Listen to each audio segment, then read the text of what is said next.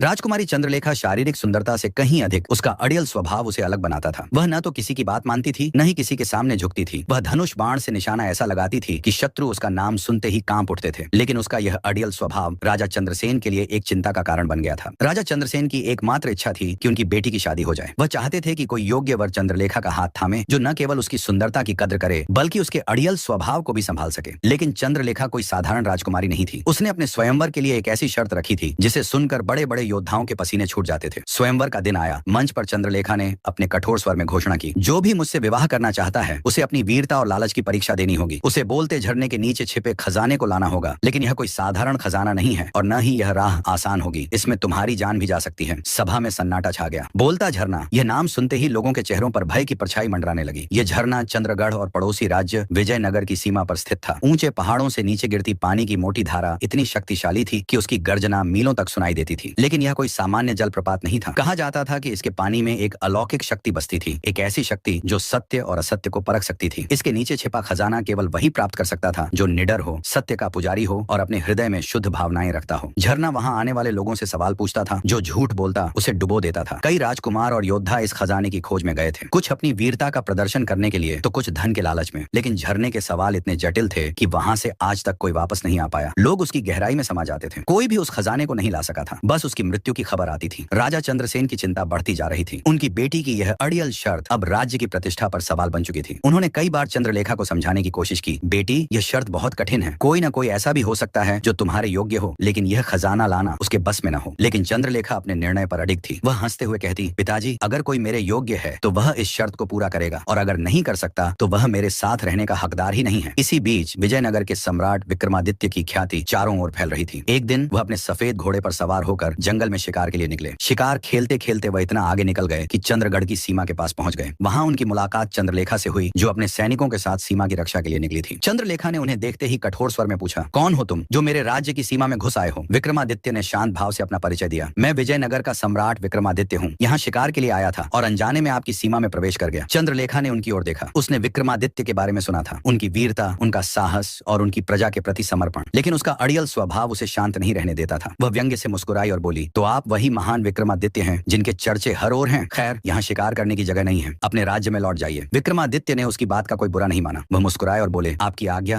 राजकुमारी, लेकिन अगर कभी मेरी आवश्यकता हो तो विजयनगर के दरवाजे आपके लिए खुले हैं। यह कहकर वह अपने घोड़े को मोड़कर चले गए। लेकिन विक्रमादित्य के मन में चंद्रलेखा का अड़ियल स्वभाव और उसकी सुंदरता अटक गई थी। जब विक्रमादित्य वापस अपने राज्य में आए तो उनका मन उदास सा रहने लगा। ख्यालों में राजकुमारी घूमने लगी। उधर जब यह मुलाकात की खबर राजा चंद्रसेन तक पहुंची तो उनके मन में एक आशा जगी। उन्होंने सोचा कि शायद विक्रमादित्य ही वह योद्धा हो जो उनकी बेटी की शर्त को पूरा कर सके। उन्होंने तुरंत एक दूत विजयनगर भेजा और विक्रमादित्य को अपने महल में आमंत्रित किया। विक्रमादित्य का चेहरा चमक उठा। सोचा एक बार फिर राजकुमारी से मुलाकात होगी। जब विक्रमादित्य चंद्रगढ़ पहुंचे तो राजा ने उनका भव्य स्वागत किया। स्वागत के बाद राजा ने उनसे अकेले में बात की। सम्राट विक्रमादित्य, राजा ने गंभीर स्वर में कहा, आपकी वीरता और बुद्धि की ख्याति हम तक पहुंची है। मैं चाहता हूं कि आप मेरी बेटी चंद्रलेखा से विवाह करें, लेकिन इसके लिए आपको उसकी शर्त को पूरा करना होगा। बोलते झरने से खजाना लाना होगा। विक्रमादित्य ने यह सुनकर एक गहरी सांस ली। उन्होंने बोलते झरने की कहानियां सुनी थी, उसकी रहस्यमयी शक्ति, उसकी कठिन पहेलियां और उसकी गहराई में समाये योद्धाओं की हड्डियां। लेकिन उनके मन में एक नई आग जली। यह केवल खजाने की खोज नहीं थी, बल्कि एक ऐसी चुनौती थी जो उनके साहस और प्रेम की परीक्षा लेगी। उन्होंने राजा से कहा, मैं आपकी बात को सम्मान देता हूँ, मैं इस शर्त को पूरा करने की कोशिश करूंगा। जब यह बात चंद्रलेखा तक पहुंची तो वह जोर से हंसी। उसने विक्रमादित्य को अपने सामने बुलाया और तंज कसते हुए कहा, तो आप हैं वह महान योद्धा जो मेरी शर्त को पूरा करने आए हैं? सुन लीजिए सम्राट, ऐसा कोई पैदा ही नहीं हुआ जो यह खजाना ला सके। आप भी उन मूर्खों की तरह अपनी जान गंवाकर ही मानेंगे। मेरे पिता को जो सपने दिख रहे हैं उन्हें भूल जाइए। उसकी आंखों में चुनौती थी और उसके शब्दों में कटाक्ष था। विक्रमादित्य ने उसकी बात सुनी, लेकिन उनके चेहरे पर वही शांत मुस्कान थी। उन्होंने कहा, राजकुमारी, आपकी शर्त को मैं चुनौती के रूप में स्वीकार करता हूँ। यह खजाना लाना मेरे लिए केवल एक परीक्षा नहीं, बल्कि आपके विश्वास को जीतने का अवसर है। मैं कल सूर्योदय के साथ निकलूंगा। यह कहकर वह चले गए और चंद्रलेखा के मन में एक अजीब सी बेचैनी छा गई। वह सोचने लगी, क्या यह वाकई से पूरा कर पाएगा? नहीं, यह भी बाकियों की तरह हार जाएगा। अगले दिन सूर्योदय के साथ ही विक्रमादित्य अपने विश्वास पात्र घोड़े पर सवार होकर निकल पड़े। उनके साथ केवल उनकी तलवार, उनका धनुष और उनका अडिग साहस था। जंगल के बीच से गुजरते हुए उन्हें कई संकेत मिले, लेकिन विक्रमादित्य का मन स्थिर था। उनकी आंखों में चंद्रलेखा का वह व्यंग्यात्मक चेहरा था और उनके हृदय में एक संकल्प था कि वे इस चुनौती को पार करेंगे। एक काला हिरण उनके सामने से तेजी से भागा, मानो उन्हें रोकना चाहता हो। फिर एक बूढ़ा साधु रास्ते में मिला, जिसने कांपते स्वर में कहा, राजन, वहां मत जाओ। वह झरना सत्य की कसौटी है और सत्य हमेशा आसान नहीं होता। कई वीर उसकी गहराई में समा गए हैं। विक्रमादित्य ने हाथ जोड़कर कहा, मैं सत्य से नहीं डरता। अगर यह मेरी परीक्षा है तो मैं इसे स्वीकार करता हूँ। कई घंटों की यात्रा के बाद वे बोलते झरने के पास पहुंचे। पहाड़ की छोटी से नीचे गिरता पानी इतना स्वच्छ था कि उसमें नीला आकाश और हरे जंगल का प्रतिबिंब साफ दिखाई देता था, लेकिन उसकी धारा में एक गहरी गूंज थी, मानो कोई प्राचीन आत्मा उसमें बसती हो। विक्रमादित्य ने अपने घोड़े को एक पेड़ से बांधा और धीरे धीरे झरने की ओर बढ़े। जैसे ही वे उसके सामने खड़े हुए, झरने से एक गंभीर आवाज गूंजी, राजा, क्या तुम सच में इस खजाने के योग्य हो? यह आवाज इतनी शक्तिशाली थी कि पास के पत्थर भी कांप उठे। विक्रमादित्य ने गहरी सांस ली और कहा, मैं यहाँ अपने साहस और प्रेम के लिए आया हूँ। मेरा उद्देश्य राजकुमारी चंद्रलेखा का विश्वास जीतना है। झरने ने पहला सवाल पूछा, क्या तुम यह खजाना अपने राज्य को समृद्ध करने के लिए लोगे या केवल राजकुमारी का प्रेम पाने के लिए? विक्रमादित्य ने बिना हिचकिचाए कहा, मेरा राज्य पहले से समृद्ध है, मुझे धन की नहीं, प्रेम और सम्मान की आवश्यकता है। झरना कुछ पल शांत रहा, फिर उसने दूसरा सवाल पूछा, यदि तुम्हें यह खजाना नहीं मिलता तो क्या तुम फिर भी राजकुमारी से प्रेम करोगे? विक्रमादित्य ने मुस्कुराते हुए कहा, मेरा प्रेम किसी खजाने पर निर्भर नहीं, यह मेरी परीक्षा थी तो मैंने इसे सहर्ष स्वीकार किया। झरने की आवाज में अब एक नया स्वर था। उसने सबसे कठिन सवाल पूछा, अगर मैं तुमसे कहूं कि इस खजाने को पाने के लिए तुम्हें अपने राज्य को त्यागना होगा तो क्या तुम राजकुमारी का प्रेम चुनोगे या अपने राज्य का कर्तव्य? उन्होंने गहरी सांस ली और कहा, अगर यह खजाना मेरे राज्य की परीक्षा है तो मैं राजा पहले हूँ और प्रेमी बाद में। मैं इसे त्यागने को तैयार हूँ। मैं अपनी प्रजा को अनाथ नहीं छोड़ सकता। यदि चंद्रलेखा मुझसे प्रेम करती है तो वह मेरे इस निर्णय को समझेगी। झरने की आवाज में संतुष्टि झलकी। उसने कहा, सचमुच तुम इस खजाने के सच्चे हकदार हो। तुमने सत्य, प्रेम और कर्तव्य को चुना। अचानक झरना शांत हो गया और पानी के बीच से एक स्वर्णमयी संदूक प्रकट हुआ। विक्रमादित्य उस खजाने को लेकर चंद्रगढ़ लौटे। जब वह महल में पहुंचे तो चंद्रलेखा और राजा चंद्रसेन उनका इंतजार कर रहे थे। विक्रमादित्य ने खजाना चंद्रलेखा के सामने रखा और कहा, यह खजाना मैंने आपके लिए नहीं बल्कि अपने साहस और कर्तव्य के लिए लाया है। चंद्रलेखा कुछ पल खामोश रही। उसकी आंखों में अब वह व्यंग्य नहीं था बल्कि एक नया सम्मान था। उसने कहा, मैंने सोचा था कि ऐसा कोई पैदा नहीं हुआ जो यह खजाना ला सके, लेकिन आपने न केवल इसे लाया बल्कि मेरे अड़ियल स्वभाव को भी चुनौती दी। आपका साहस और कर्तव्य निष्ठा मुझे प्रभावित कर गई है। मैं आपसे विवाह करूंगी क्योंकि सच्चा प्रेम आत्मा और कर्तव्य में बसता है। राजा चंद्रसेन की आंखों में खुशी के आंसू छलक आए। विक्रमादित्य और चंद्रलेखा का विवाह